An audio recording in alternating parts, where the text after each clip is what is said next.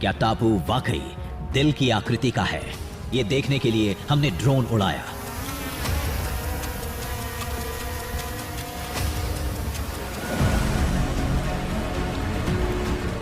इसके बाद जो नजारा दिखा उसने हमें लाजवाब कर दिया।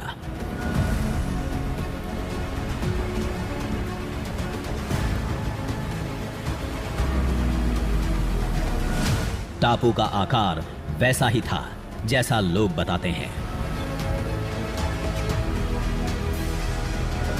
ड्रोन की नजर से 74 एकड़ में फैला यह टापू समुद्र में तैरते एक बड़े दिल जैसा दिख रहा था।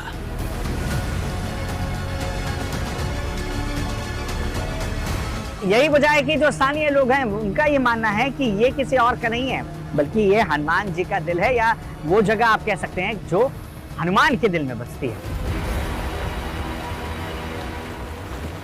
टापू के और करीब पहुंचे तो समंदर की हलचल और तेज होती गई।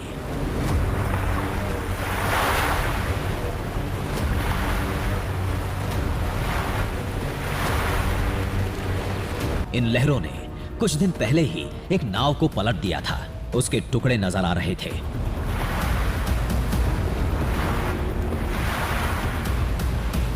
टापू का चक्कर लगाते हम उतरने के लिए सुरक्षित किनारा खोज रहे थे।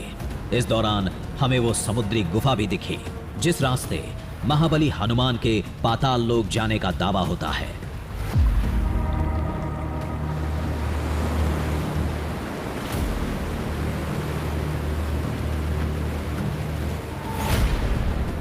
समुद्र में गोता लगाकर हम उस गुफा में जाएंगे, वहां के दृश्यम को सामने लाएंगे।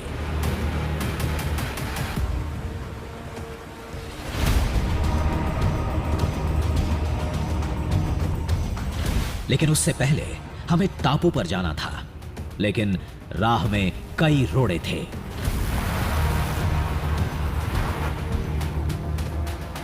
तलवार की धार जैसी चट्टानें दूर से नजर आ रही थी।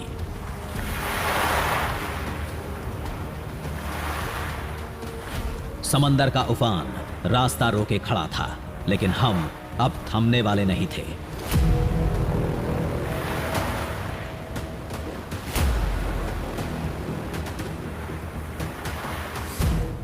एक सुरक्षित किनारा देख लंगर डाल दिया।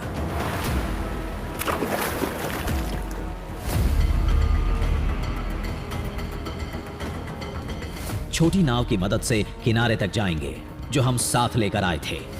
देखिए वो बोट आ गई है और अब इसके जरिए आगे का सफर हम तय करने वाले हैं।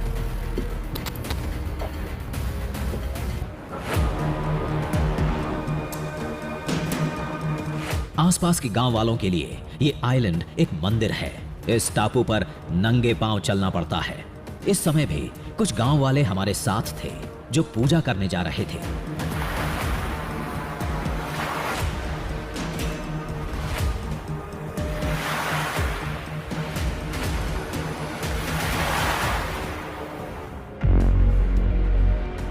हमने नंगे पांव जमीन पर पहला कदम रखा।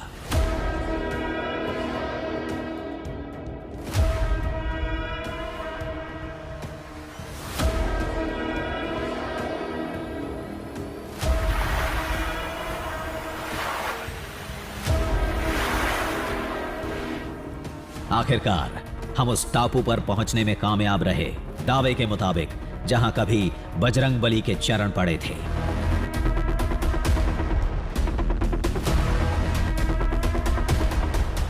जहां से उन्होंने पाताल लोक में जाने के लिए समुद्र में छलांग लगाई थी। चट्टानों पर नंगे पांव चलना वाकई मुश्किल काम था।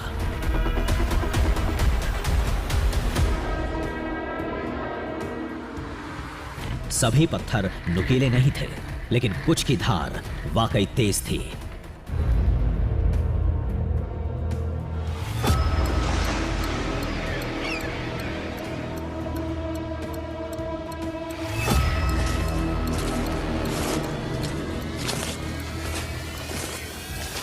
गांव वालों को छोड़ पहली बार कोई बाहरी इंसान इस टापू पर मौजूद था, जहां की कहानी सभी जानते हैं, लेकिन तस्वीरें अभी तक किसी ने नहीं देखी थी।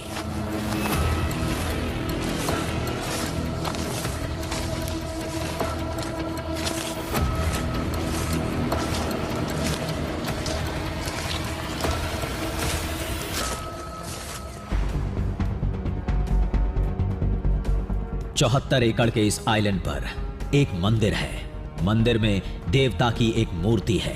गांव वाले उन्हें अपना रक्षक बताते हैं। दावा है कि वो मूर्ति किसी और की नहीं, भगवान श्री राम की है।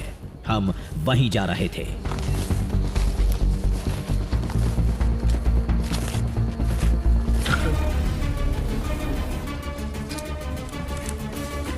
टापू के एकदम बीच एक जगह दिखी जहां खुले में कई मूर्तियां रखी थीं। यही गांव वालों का मंदिर था।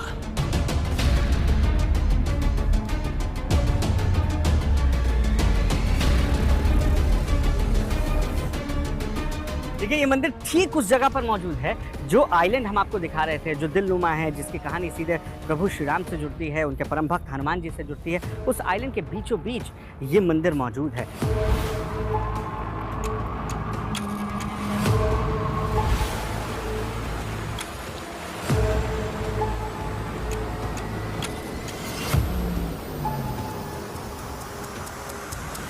मंदिर में सबसे बड़ी मूर्ति जटकेश्वर देवता की थी। कुछ लोग इन्हें श्री राम का एक रूप बताते हैं। दक्षिण भारत के कई हिस्सों में श्री राम को वहां के स्थानीय रूप और नाम से जाना जाता है। हो सकता है ये मामला भी कुछ वैसा ही हो। हनुमान जी उनसे सीधे सीधे ये कहानी इस आइलैंड पर आने के बाद जुड़ती है, जहां उन्होंने काफी वक्त गुजारा था, जहां से पाताल लोक का रास्ता खोजने के लिए वो अंदर समुद्र के भीतर दाखिल हुए थे। ये सारी चीजें इस आइलैंड को वाकई अपने आप में अलग बनाती हैं और ये पूरे भारतवर्ष के लिए एक अलग दृश्यम है।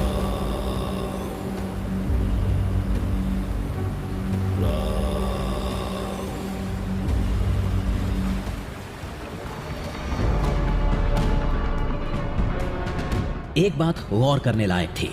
खंबे पर प्राचीन लिपि में कुछ लिखा था। शायद कोई खास जानकारी हो, लेकिन इस लिपि को समझने वाला अब कोई नहीं है।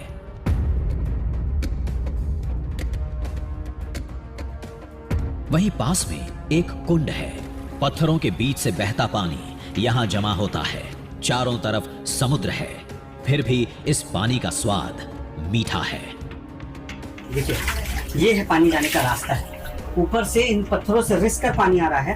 कहाँ से आ रहा है ये कोई नहीं जानता। हालांकि माना यह जाता है कि हनुमान जी जब इस नेत्रानी आइलैंड में थे, जब समुद्री रास्ता वो खोज रहे थे, तो उन्होंने पीने के लिए जिन जिन जगहों का इस्तेमाल किया था, वहाँ आज भी पानी मीठा पाया जाता है। जहाँ चारों ओर समंदर है, चारों ओर खारे पानी है, उसका अनंत भंडार है खारा पानी का। वहाँ पर इस तरीके से मीठा पानी होना वाकई किसी को भी चौंका सकता है और ये विज्ञान के लिए भी कई सवाल खड़े करता है। कहते हैं इसी जगह महाबली ने पानी पिया था और पाताल लोक में जाने के लिए समुद्र में छलांग लगा दी थी। अब हमें भी वहीं जाना था।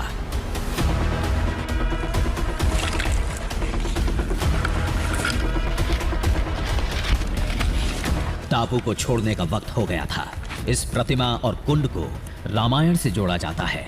कुछ लोग इसके लिए तर्क देते हैं, लेकिन एक तस्वीर दावे के मुताबिक निकली। ये मंदिर और प्रतिमा दिल की आकृति वाले इस टापू के एकदम बीच में है।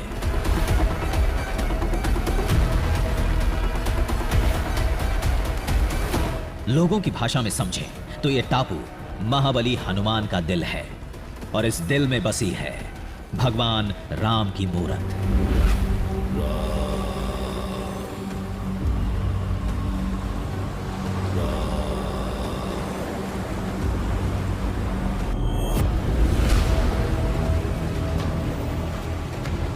अब समंदर में गोता लगाना था, उस गुफा में जाना था जिस रास्ते बजरंग बली के पाताल लोक जाने का दावा होता है।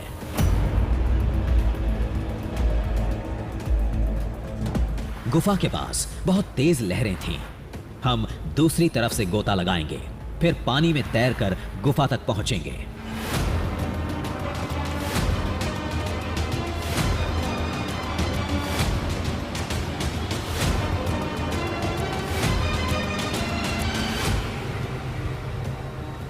अब मैं पूरी तरीके से तैयार हूँ। नीचे समुद्र में जाने के लिए और वहाँ का दृश्य आपको दिखाने के लिए। आप यकीन नहीं मानेंगे कि मैं अभी तकरीबन 20 किलो वेट अपने पीठ पर इस सिलेंडर के ज़रिए, कमर पर एक बेल्ट के ज़रिए कैरी कर रहा हूँ। ऐसा इसलिए कि मैं ज़्यादा से ज़्यादा नीचे जा सकूँ और वहाँ की तस्वीर आपको दिखा सकूँ। आप नीचे नाक से सांस नहीं ले सकते हैं, इसलिए ये जो मास्क है, देखिए ये मास्क मेरी नाक बंद कर रहा है। और अब यहाँ से प्रैक्टिस शुरू होती है मुंह से सांस लेने की। हालांकि ये ऑक्सीजन सिलेंडर का नोजल है जिसे मुझे मुंह में दबाना होगा और नीचे। तो अब हम पूरी तरीके से तैयार हैं। अगला दृश्य हम सीधे समुद्र के भीतर से आपके लिए लेकर आते हैं।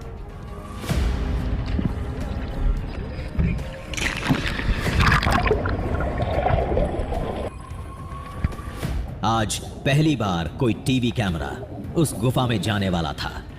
हम उधर ही बढ़ते जा रहे थे।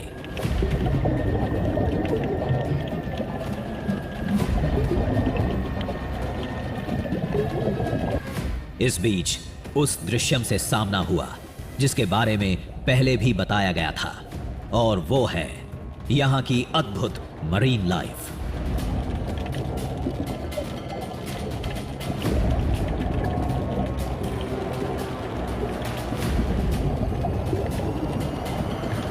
बीस मीटर गहराई में उतरने के बाद समुद्र का रंगीन संसार दिखने लगा था।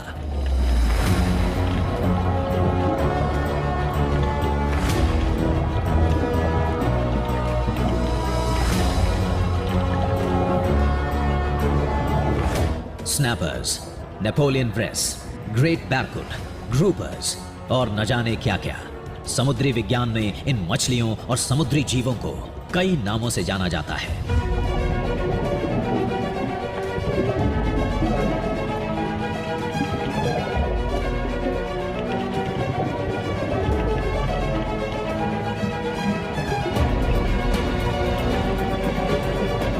लेकिन हमारे लिए यह सब दृश्यम था, उस मार्ग का दृश्यम जिसका नाता रामायण से है।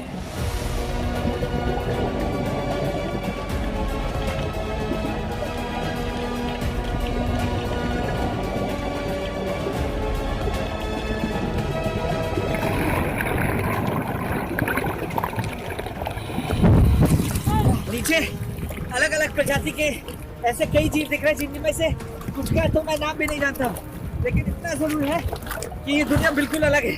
और अब मुझे जब सीखने के लिए जाना है, इस पहाड़ के दूसरी ओर जाना होगा। अब तैयारी करते हैं वहां जाने की।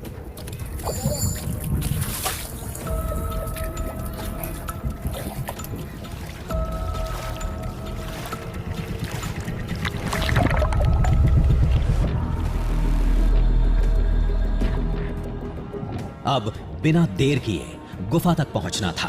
करीब 200 मीटर दूरी रह गई थी। तभी सामने चपटे आकार की एक फिश दिखी। इसे स्टिंगरे कहते हैं। इसका ताल्लुक शार्क परिवार से होता है।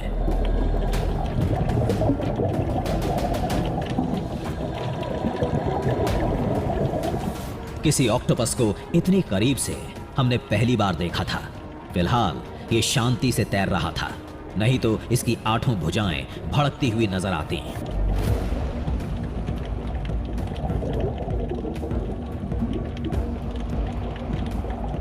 जेलीफिश देखते ही हम पीछे हो गए।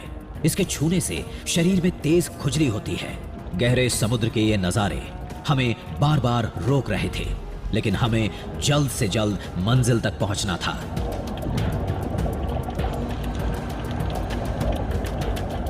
तीस मिनट तैरने के बाद हम गुफा के इलाके में दाखिल हो चुके थे।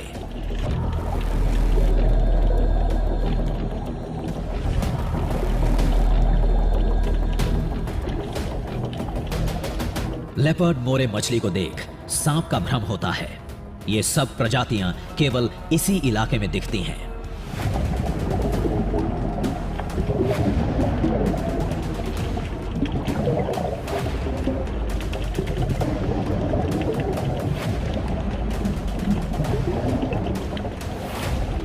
लायन फिश बहुत ही दुर्लभ मानी जाती है। इसे यहां देख हम भी हैरत में थे।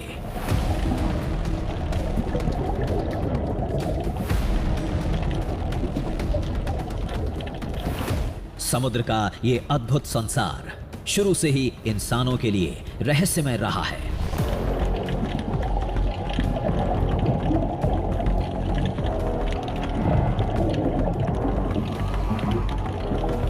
हम मंजिल तक पहुंच चुके थे। गुफा में और अंदर जाने की कोशिश कर रहे थे।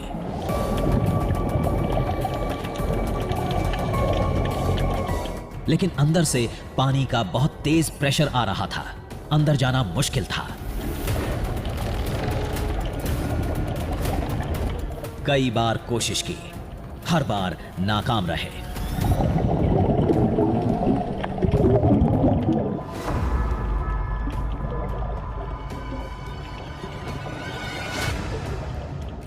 इस जद्दोजहद में कई मिनट गुजर गए। समझ में नहीं आ रहा था गुफा के अंदर कैसे जाएं।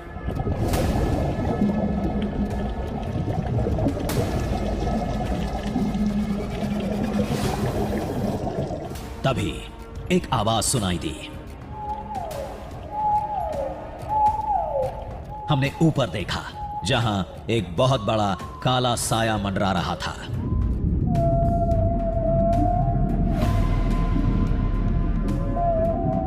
अरे, ये तो व्हेल शार्क थी, दुनिया की सबसे बड़ी मछली।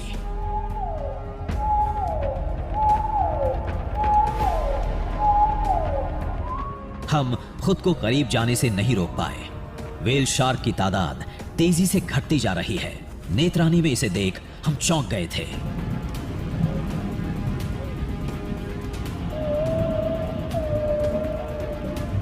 कुछ देर में व्हेल शार्क हमें छोड़ आगे निकल गई।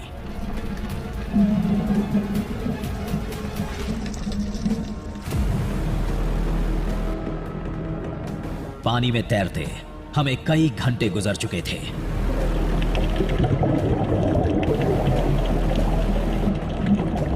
उधर देर होते देख बोट पर मौजूद सहयोगी घबराने लगे थे। कहाँ गए भाई, कहाँ गए? हाँ? इधर से देखो। इधर समुद्र में गुफा के और अंदर जाने का हमारा संघर्ष जारी था।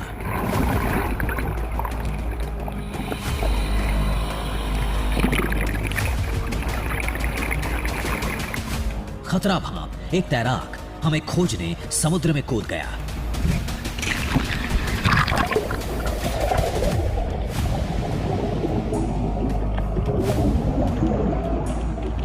हमें खींचकर बाहर ले आया।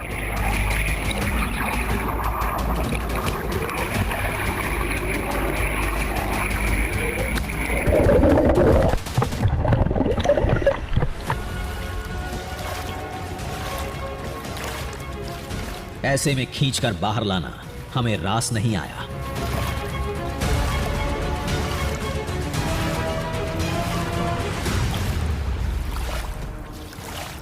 आप मुझे क्यों लेकर आ गए? मैं नहीं आता था, तो वापस नहीं आता। स्कूबा प्रोफेशनल सही बोल रहा था। हम कई घंटों से पानी में थे। सिलेंडर में चंद मिनट का ही ऑक्सीजन बचा था। अंदर गुफा से पानी का बहुत तेज प्रेशर बाहर आ रहा था। हम बहुत कोशिश करते फिर भी अंदर नहीं जा पाते। अगर समय पर हमें बाहर नहीं लाया जाता तो ये जानलेवा साबित हो सकता था।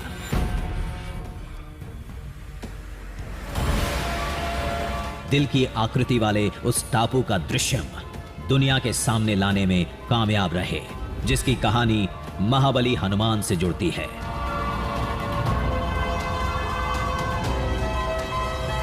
हम पहली बार उस समुद्री गुफा का दृश्यम खोजने में सफल रहे, जिसे रामायण काल का पौराणिक मार्ग बताया जाता है।